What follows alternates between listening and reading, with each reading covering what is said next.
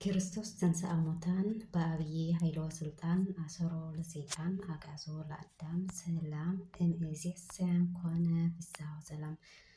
ሰላም ስድራሎ ለእግዚአብሔር ከመይ ትውዕሉ ከመይ ተምስዩ ዘለኹሞ ሰላምኩም ብዙሕ ትርፍ የለለይ እና ከምቲ ልምድ ኩሉ ግዜ ሒዘልኩም ዝቐርብ ታሪክ ቅዱሳን ከምቲ ሒዘልኩም ዝቐርብ ሎማዓንቲ ደሞ ራብዓይ ክፋል ታሪክ አቡነ ገሪማ ሒዘልኩም መፅእ ኣለኹ። ሓቢርኩም ንኽትፀንሑ በትሕትና ይላዎ።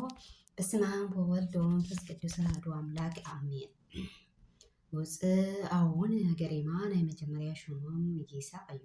ይስሐቅ ካብቶም ኣብ ሓምሻይ ክፍለ ዘመን ሃገርና ዝመፁ ተስዓቱ ቅዱሳን ሓደ እዮም። ተስዓቱ ቅዱሳን ወይ ሮማውያን እናበልና እንፅውዖም ሃገሮም ካብ ሮማን ወፅእ እንትኾነ ሮማውያን ዝብልዎም ምክንያት ከዓ እተን ሃገሮም ኣብ ውሽጢ ግዝኣት ሮም ስለ ዝነበራ እዩ።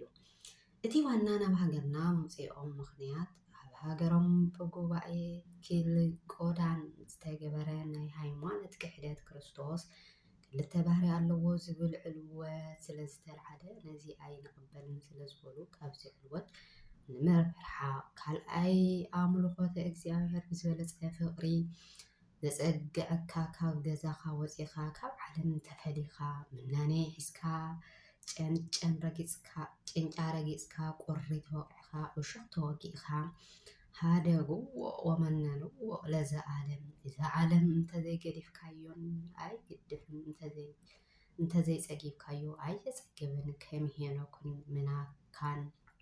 ምናክያን ንብረቶም ገዲፍካ ምስ እግዚአብሔር ምንባር ይሕይሽ ኢሎም ምናኔ ንክሕዙ ኣብ ሃገርና ካብ ዘስፋሕፍሕዎም ቀዳማይ ስርዓተ ምንኩስና ንክጅመር ዝገበሩ ንሳቶም እዮም። ካልኣይ ትምህርቲ ሃይማኖት ክስፋሕፋሕ ዝገበሩ ደቂ መዘሙራት ክበዝሑ ዝገበሩ እውን እዮም። እዞም ቅዱሳን መጀመርያ ነነይንቶም ዝነበሩ እንትኾኑ ካብ ዓዶም ወፂኦም ኣብ ናይ ኣቡነ ጲቁሚሳ ገዳም ተረኺቦም ተኣኻኺቦም እዮም። ኣብዚ ገዳም ስርዓተ ምንኩስና ፈሊጦም ተቐቢሎምን ስርዓተ መፅሓፍቲ ብደንቢ ኣፅኒዖም ሒዞም እዮም።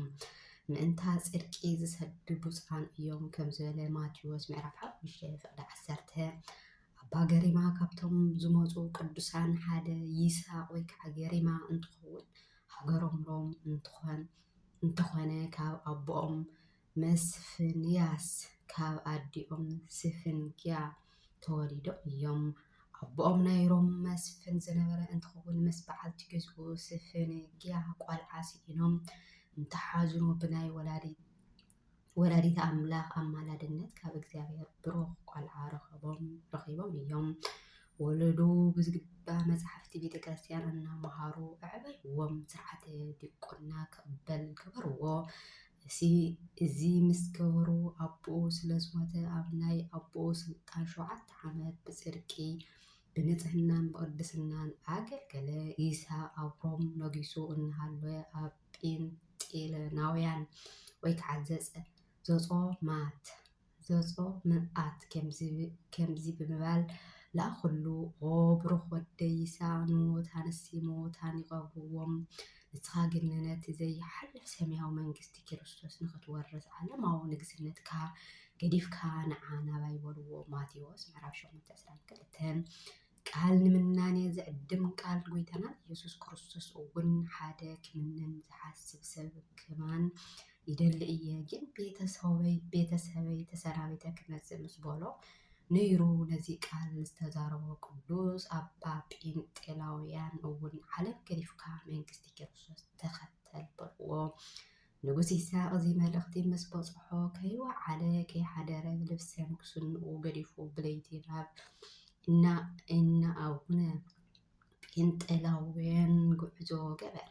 ቀዳድሜኻ መልኣከይ ክሰድልካ እየ ከም ዝበለኒ ዘጻት 23:20 እግዚአብሔር ቅዱስ ገብርኤል ሊኢኹ ብክንፉ ተሸኪሙ ናብ ኣባ ጴንጤናውያን በዓልቲ በሪ ሰዓት 3 ናይ ንግሆ ኣብፅሖም። ነዞም ቅዱስ መሪሒ ዝኾኖም ኣቡነ ኣረጋዊ ወይ ከዓ ዘሚካኤል እንትኾኑ ካብ ኣቡነ ጲቁሚስ ምንኩስና ተቐቢሎም ንኣሕዋቶም እውን ነዚ ቅድስና ንክሳተፉ ገይርዎም እዩ።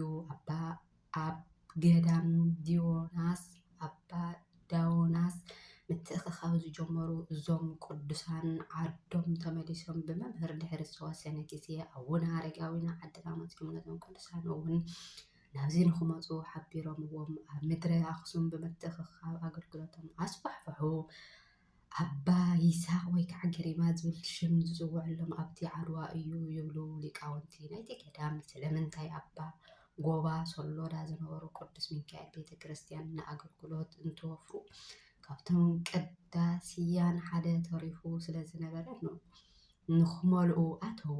እዚ ዝተመልከቱ ሰባት ቀሺ ይስሕቅ በሊዑ ቀዲሱ ብዝብል ሓሜታ ንኣቡነ ጴንጤላውያን ከይዶም ነገርዎም። እዚ ዝሰምዑ ኣቡነ ጴንጤላውያን ወደይ ይስሐቅ ዝነግረካ ምስጢር ኣለኒ እዩ እሞ እቶም ምሳኻ ዘለው ሰባት ካባኻ ርሕቆም በልዎ።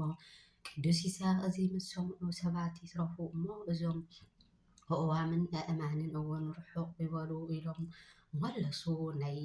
ናይ ኣድሪ ተኽሊ እምነት እንተሃልዩኩም እቲ ጎቦ ወይ እቲ ኦም ተፈንቂልካ ናብቲ ኪድ እንተልኩምዎ ክእዘዘልኩም እዩ ዝብል ቃል ወንጌል ማቴዎስ ምዕራፍ 17:20 ብኣባ ይስሐቅ እውን ብፍጻሜ እምነቶም ተፈንቂሎም ኣእማምን ኣእዋምን ሓደ ምዕራፍ ዝኣክል ተንቀሳቀሱ። ካብዚ ንድሓር ኣባ ጴንጤላውያን ወደይ ይስሐቅ ገሪምካኒ በልዎም። ካብዚ ንድሓር ሽሞም ገሪማ ተባሃለ።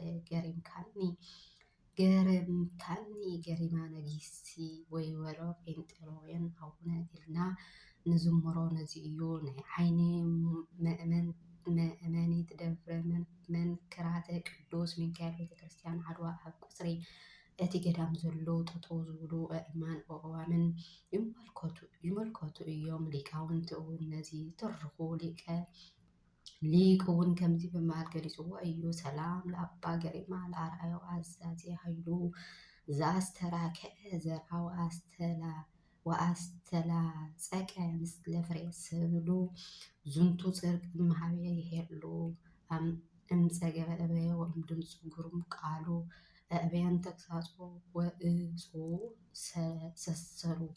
ቅድስና ዝረከበ ተፈላሊካ ካብ ሓሜታ ሒርካ እሞ ተፈላሊና ነገልግሎ ባዓትና ንምስረታ ኣገልግሎትና ነስፋሕፍሕ ብምባል ኣባ ገሪማ ካብ ዓድዋ ንኣንፈት ምብራቅ ናብ ደብረ ምድራ ወይ ከዓ ገዳም እንዳ ኣባ ገሪማ ብምኻድ ሕሙማት እናፈወሱ ሞታት እናተንስኡ ብዙሕ ግብሪ ተኣምራት ወመንክራት እናገበሩ ፀንሑ። ካብ ተኣምራቶም እንትንምልከት ካብ ዕለታት ሓደ መዓልቲ ንመስዋእቲ ዝኾነ ስርናይ ይስውኡ። ኣብ ኢዶም ዝነበረ ዕሾኻት ስርናይ ናብ እግዚኣብሔር ፀልዮም ንጉሆ ዘሪኦም ወይኒ እውን ኣብ ከውሒ ተኺሎም ንቀትሪ መስዋእቲ ኣብፅሕዎ። እምነት ማለት ከምዚ እዩ። ንጉስ ተዘሪኡ ተኽልታቱ በቂሉ ዓንቢቡ ፈርዩ ንመስዋእቱ በፂሑ ኣብ ውሽጢ ሕደት ሰዓታት ብቅድስንኦም ብዝገርዎ ዘርኦም ተኺሎም ሓድሽ ፍረ ስርናይ ሓድሽ ተኽሊ ወይኒ ገይሮም ቀዲሶም ኣብፂሑ ንፅባሒቱ ድማ እቲ ዝተፈረየ 77 ኩንታል ኮይኑ ተሓፈሰ።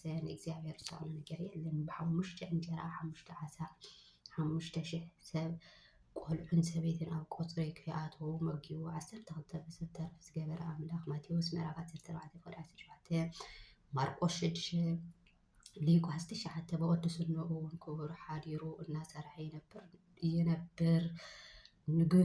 ንግስንኦም ገዲፎም ሰማያን መንግስቲ መሪፆም ከም መላእክቲ ምስ መላእክቲ ይሕሸና ዝበሉ ገሪማ ንጉስ ኣስኬማካ ኣልባት ሙስና እዩ ተባሂሉ ይመስል። ከመ መላእክቲ ህይወቱ ወይ ተኣፀብ ኣልባሱ መንግስቱ ኣባ ገሪማ ገረምካኒ እምስኬመካኒ ኣልባት ሙስና። እቲ ብኣይ ዝኣምን እቲ ኣነ ዝገብሮ ግብረታት ከም ዝገብር ካብዚ ዝዓበየ ከም ዝገብር ብሓቂ ብለኩም ኣለኹ። ዮሃንስ ምዕራፍ 14:12 ከም ዝብል። ካልኣይ እቲ ካልኣይ ተኣምር ወንጌል እናፀሓፈ ፀሓይ ክትዓርብ ምስ በለት ክሳብ ዝውዳእ ጠጠው በሊ ብምባል ፀሓይ ጠጠው ኣቢሎም ወንጌሎም ወዲኦም ፅሒፎም እዮም። ኢያሱ ኣብ ገብዓን ፀሓይ ጠጠው ከም ዘበለ ኢሳይያስ 10:12 ኣባ ገሪማ ከዓ ኣብ ደብረ ምድራ ወይ ከዓ ኣባ ገሪማ ዓድዋ ፀሓይ ጠጠው ኣበሉ። ናይ ዓይኒ ምስክር በዚ ሕዚ ሰዓት ኣብ ማንም ዓለም ዘይርከብ ኣባ ገሪማ ፀሓይ ጠጠው ኣቢሎም ዝፀሓፍዎ ናይ 4 ወንጌላውያን መፅሓፍ ኣብ ገዳም እንዳ ኣባ ገሪማ ይርከብ። ከይድኩም ምምልካት ትኽእሉ ኢኹም። ሳልሳይ ተኣምር ኣባ ገሪማ እናጸለዩ እናሃለዉ ምብራቕ ኣንፈታት ናብ ከውሒ ወዲቑ እሞ ከም ፀበል ኮይኑ ፈለቐ። እዚ እውን ኣብዚ ሕዚ ሰዓት በቲ ልዕሊ ቤተ ክርስቲያን ኣብቲ ከውሒ ዝፈልቕ ዘሎ ፀበል እዩ። ኣብ ፀሓይ ግዜ ዝወፅእ ማይ እንትወቅዕ ዝጠፍእ ደቂ ሰባት ካብ ሕሙምን ድውያንን እንትፍወሱሉ ዝገርም ተኣምር እዩ። ከይድካ ወይ ከይድኪ ተዓዘቢ መፂኻ ተመልከት ከም ዝብል ፊልጵስ ሐዋርያ ከይድና በረከት ንካፈል። ሰላም ለአባ ገሪማ ለአርአያው አዛዚ ኃይሉ ዘአስተራከበ ዘርአ ወአስተላጸቀ ምስለ ፍሬ ሰብሉ ዝንቱ ጻድቅ መሃበ ይሄሉ እምገጸ እበያ ወእምድምፁ ግሩም ቃሉ እበየን ተግሳጾ ወእምፁ ስሰሉ ድሕሪ ብዙሕ ዓመታት ኣብዚ 23 ዓመት ምግልጋል ሰነ 17 አካይድኦም ምስ እግዚአብሔር ስለ ዝገበሩ ዘፍጥረት ምዕራፍ 5 ቁጥር 14 ከም ሄኖክ ናብ ብሔረ ሕያዋን ኮዱ ቅዱስ ያሬድ ነዚ ኣብ መጽሓፍ እትገልጾ ከምዚ ይብል ዘከማነ ሰብአ ገሪማ ክቡር ኢነጽሮ ዓይነ ሞት መሪር ከማነ ሰብ ዘኮነ ገሪማ መሪር ዝኾነ ዓይኒ ሞት ኣይረአየን ሞት ኣይረኽቦን በለ ፀሓይ